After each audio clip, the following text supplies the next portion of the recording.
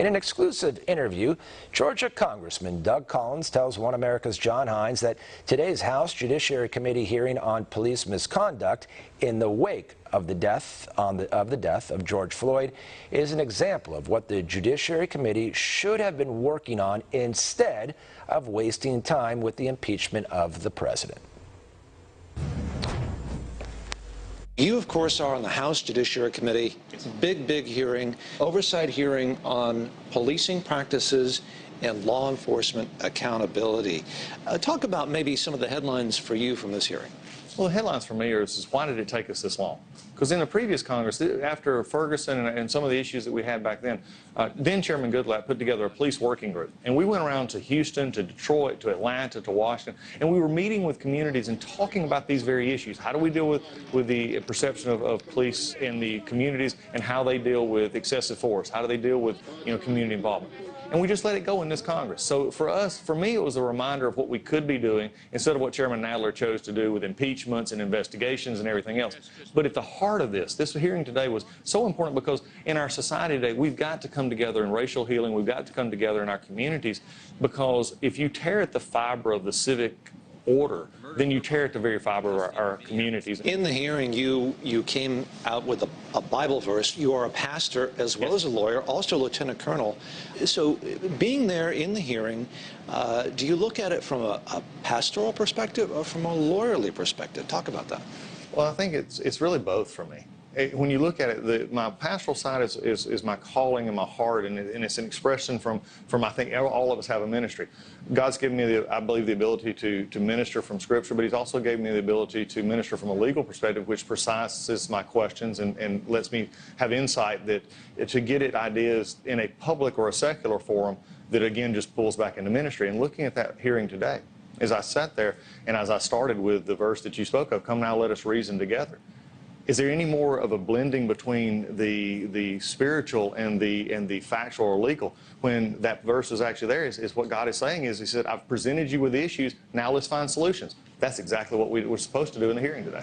You mentioned also, I think during your questions, you mentioned criminal justice reform, which was an example of bipartisanship in that committee, and then also the Fair Chance Act, essentially unchecked the box. Right. These were bipartisan pieces of legislation. You were very involved in them. Do you foresee a bipartisan outcome from your committee? Initially, probably not. We're going to have to go through as I described in the hearing, we're going to have to go through our hearing, we're going to rush a bill through, and then we're going to try and get it over to the Senate and hope that the Senate will match us up. The Senate's working on something now. When I mentioned those two previous bills, those were bipartisan bills that we'd worked on for several years. And as we worked on it bipartisanly and the President took it on, the First Step Act was the criminal justice reform bill. That's what the President is running again in his second term and promoting what we've done in communities. That was a bill that we worked on very hard, and it was our bill.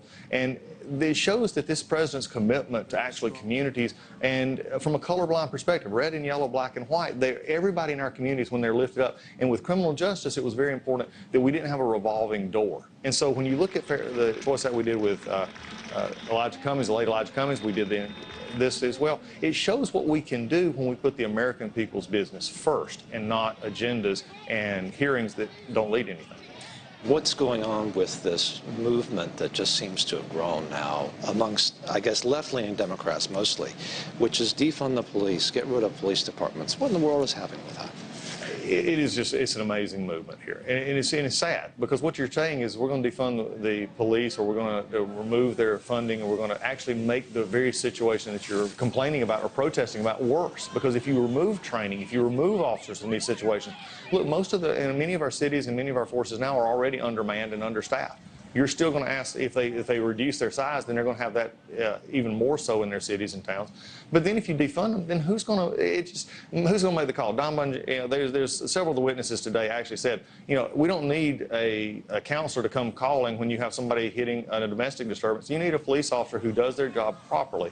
And for me, it's very scary because when you have right now, as we speak, 6 blocks of Seattle that has been taken over, and the police said that they're only going to go in unless they get a 911 call.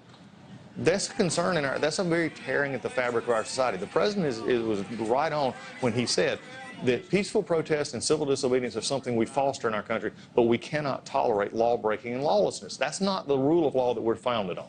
Congressman Doug Collins, it's good to catch up with you. Thank you very much for talking to us on One America News. It's been a pleasure being here.